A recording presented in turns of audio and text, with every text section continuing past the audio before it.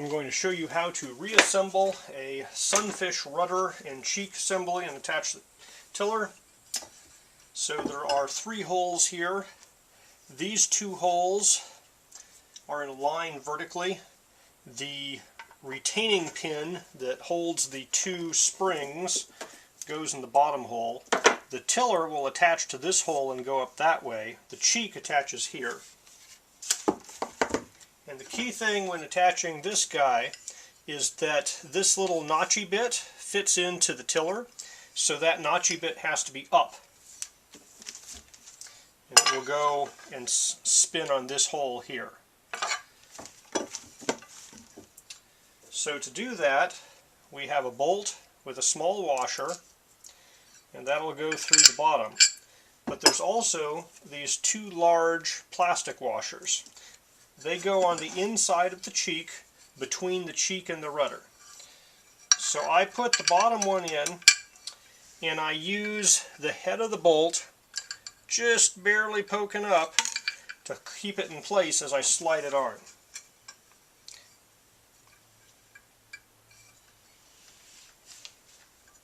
So you have to hold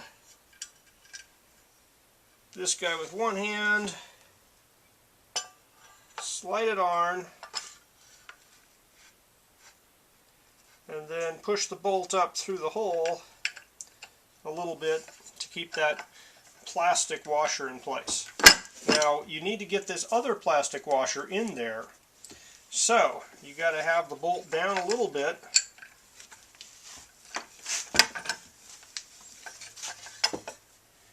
And then this guy slides in, and you can get the edge of it in there just by pushing from the sides. But to line it up, you need a pointy little screwdriver, Phillips, something else, to get the hole in the right spot. Once you get the hole in the right spot, you can push the bolt through. And then on this side, you put the other small washer and the nut. So these bolts and nuts are 7/8. You can also use an 11mm, so if you don't have 2 7/8, an 11mm and a 7/8 works well. And then you can tighten them up.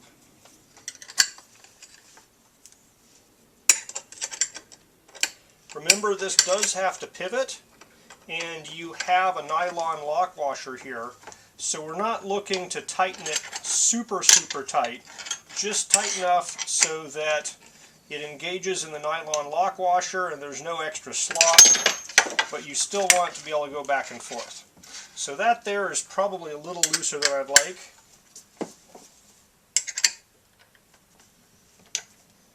Because you want it to be kind of squeezing the rudder a little bit so it makes good contact. Alright, now it's time to put the springs on. Push this up, because it's the shortest distance there to get the springs on.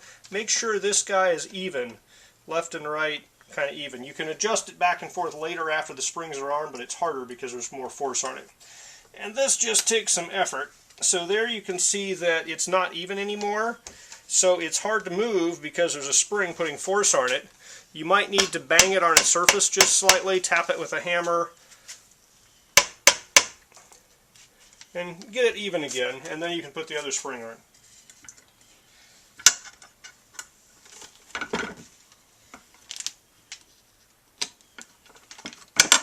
Okay, once you have the springs on, this guy is flipped back a lot farther than it normally would be because the tiller goes here. So when you do this, be careful not to let it snap.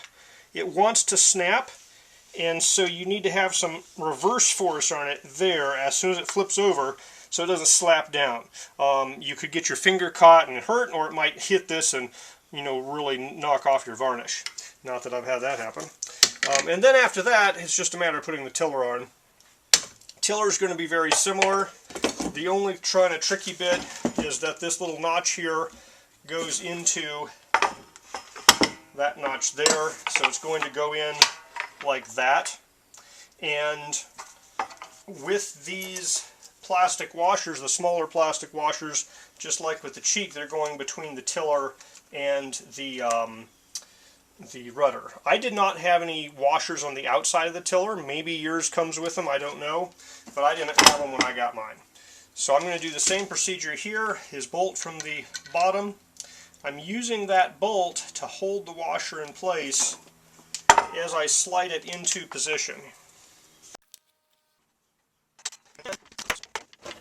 This gets harder. You need a bigger workbench than I have, or at least a cleaner workbench than I have.